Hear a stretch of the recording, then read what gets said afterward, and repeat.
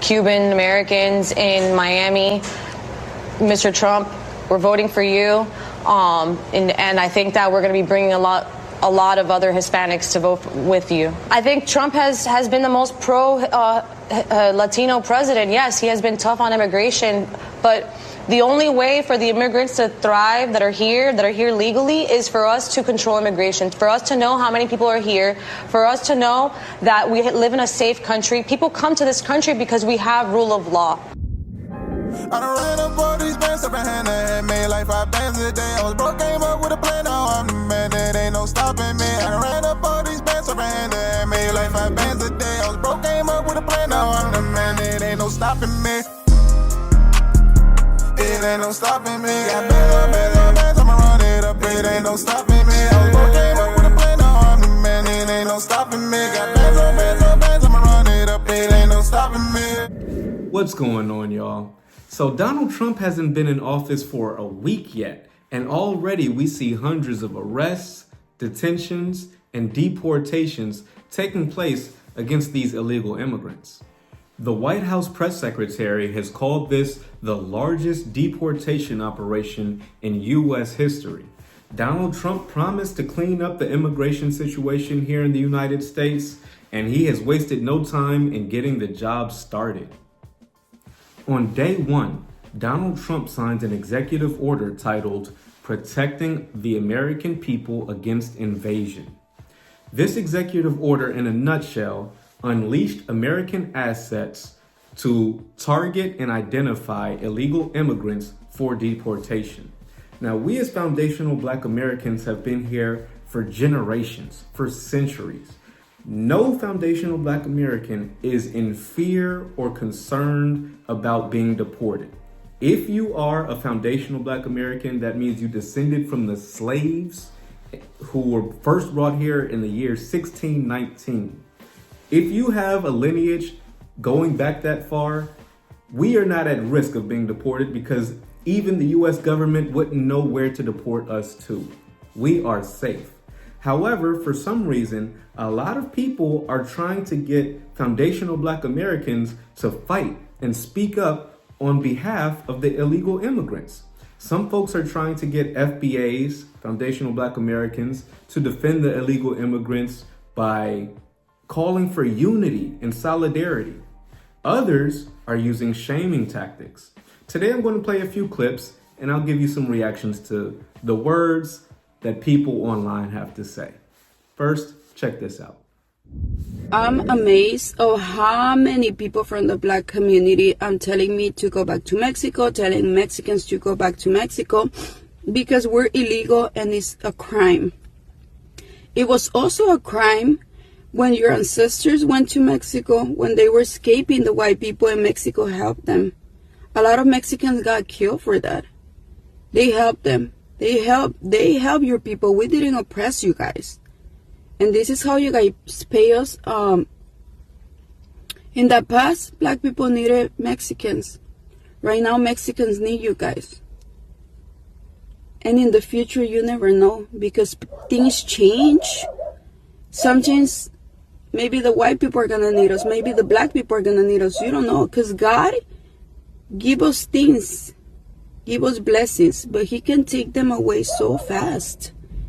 So you need to be humble. You need to be humble. So in this first clip, we see this woman trying to fearmonger and scare Black Americans into supporting illegal immigrants, including her fellow Mexicans. But I want to correct some things that she's saying here. Number one, they had slavery in Mexico. Let's start there. She's acting like Mexico has always been some great friend of Black Americans. Well, let's be clear. Black folks, especially a lot of runaway slaves from America, went down to Mexico and helped Mexico fight for their independence.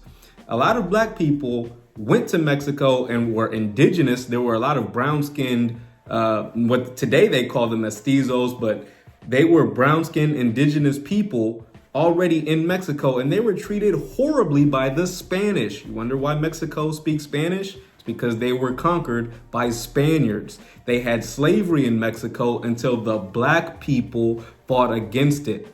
Mind you, slavery in Mexico wasn't formally abolished until what, 1829 or something like that, by President Vicente Guerrero. Look it up. He was a black man.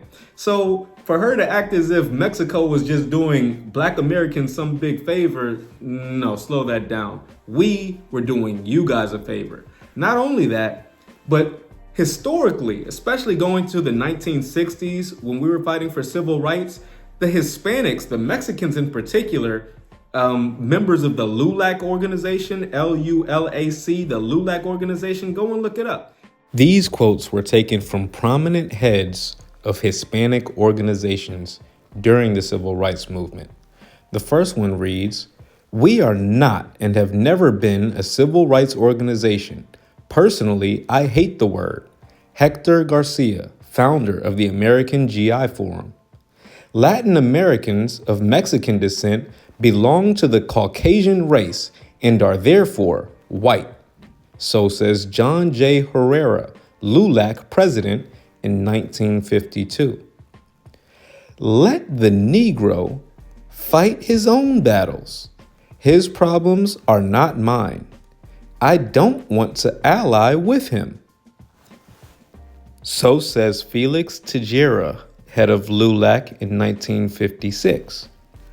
I know Negroes aren't getting their full share of democracy, but frankly, I'm prejudiced against Negroes, and I do not believe that they are entitled to everything that we get.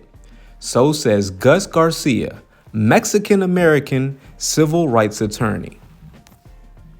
They fought to be considered white. They said the issues that are facing black Americans are not our issues. It's not our problem. We think we're better than them. They aren't deserving of the same respect and rights as us Hispanics.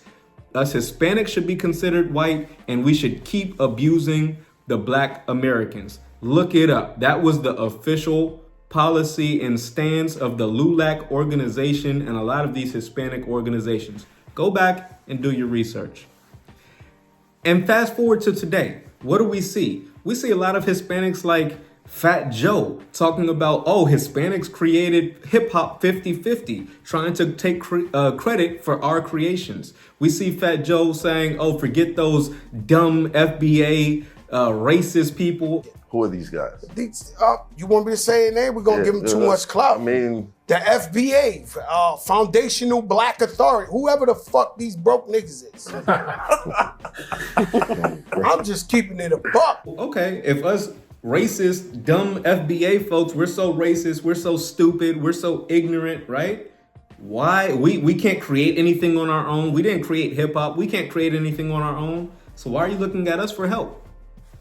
You need to go handle that yourself, as far as I'm concerned. And that's just to her and her type, the folks who try to shame and embarrass and berate black Americans to do their bidding, knowing that they're never going to support our causes. I don't see a lot of Hispanics standing up for reparations. Right now, foundational black Americans are pushing reparations. I don't see these other groups, these illegal immigrants saying, yeah, the black Americans, they did kind of pave the way with the 1965 immigration legislation. They do deserve their reparations. No. The immigrant population in America is against foundational black Americans getting our reparations. So remind me why again we should jump out the window trying to protect you and your criminal family? You know, this comment is very important, so I need y'all to read this. When the chips are down, you Latinos forget the support from the black folks. And I cannot agree with this creator more.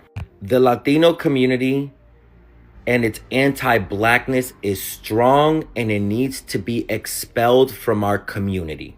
We hate black people within our own communities, where Latinos, and I'm talking to Dominicans right now, my people, would say, oh no, I'm not black, I'm black white, or I'm Latino black. Whatever excuse to remove themselves from being African American, US black. The anti-blackness, the colorism in our community is so fucking toxic that is how white supremacists were able to split us up against each other, Latino against Latino, and also Latino against black Americans.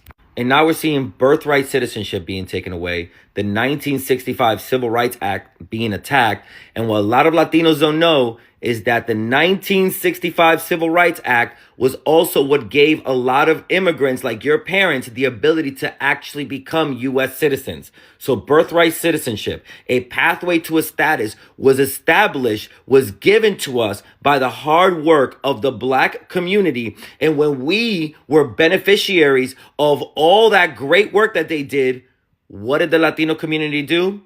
Spit in their face by voting for Trump, and now all that hard work is being wiped away. And that's right, Latinos did forget all of the support that Black people gave us and helped us get to a place where our great-grandparents and our parents and then the children born today were able to be part of this country. And that's why I'm trying to work harder than ever to do two things. One, expel the anti-Blackness in our community because, like I said before, we are Black. And also trying to do my best to rebuild between Latinos and Black Americans. Is it going to be easy? Hell no. Is there a lot of work to do on our part? Hell yes. But like I've said 1,000 times before, we are stronger together, and we need to stop doing the white supremacist work for them.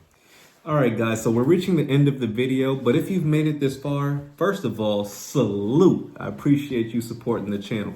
Be sure to hit the thumbs up button, and if you haven't done so already, you gotta smash subscribe for more content just like this. Before we get into the bonus footage, I want to tell you my thoughts on the comments that this last clip just said.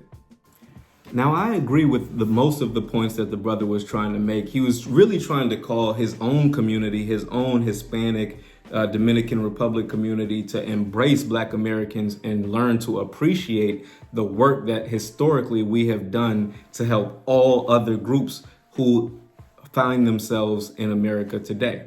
However, where I do need to push back is when he says our groups are against theirs.